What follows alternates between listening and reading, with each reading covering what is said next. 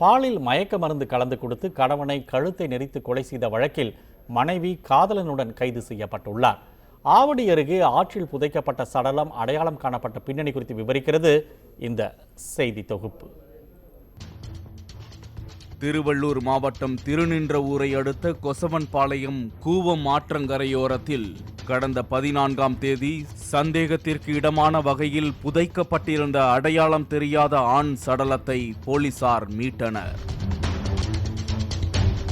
அவர் யார் என்று காவல்துறையினர் விசாரித்து வந்த நிலையில் 26ஆம் தேதி திருநின்றவூர் செங்கல் சூளை ஒன்றில் வேலை பார்த்து வந்த 20 வயதான மணிகண்டன், பூமிநாதன், 27 வயதான ஐயனார் ஆகிய 3 பேரும் தாங்கள் ஒருவரை கொலை செய்து உடலை புதைத்து விட்டோம் என போதையில் உளறுவதாக செங்கல் சூளை உரிமையாளர் போலீசாருக்கு தகவல் தெரிவித்தார்.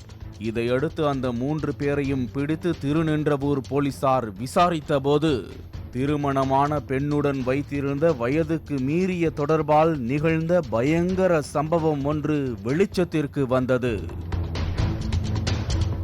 கூடுவாஞ்சேரி வள்ளலார் நகரை சேர்ந்த குமார் என்பவரின் மனைவி செல்வியும் போலீசில் சிக்கிய மணிகண்டனும் ஒரே ஊரை சேர்ந்தவர்கள். 35 வயதான செல்வியுடன் 20 வயதுள்ள மணிகண்டனுக்கு தொடர்பு ஏற்பட்டுள்ளது. இதை அறிந்த குமார் தனது மனைவி செல்வியையும் 3 குழந்தைகளையும் அழைத்து கொண்டு சில மாதங்களுக்கு முன்பு கூடுவாஞ்சேரியில் குடியேறியுள்ளார். அதன் பின்னரும் இருவரும் செல்போனில் பேசி வந்துள்ளனர். இந்த நிலையில் இருவரும் வீட்டில் தனிமையில் இருப்பதை பார்த்துவிட்ட குமார் மனைவியை சத்தமிட்டுள்ளார்.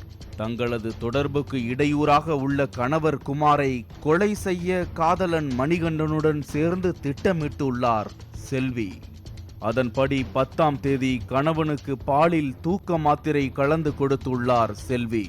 சிறிது நேரம் கழித்து செல்போன் மூலம் மணிகண்டனை வீட்டிற்கு அழைத்துள்ளார். நள்ளிரவில் தனது கூட்டாளிகள் இருவருடன் வீடு புகுந்த மணிகண்டன் குமாரை கழுத்தை நெரித்தும் தலையணையால் முகத்தை அழுத்தியும் கொலை செய்துள்ளார்.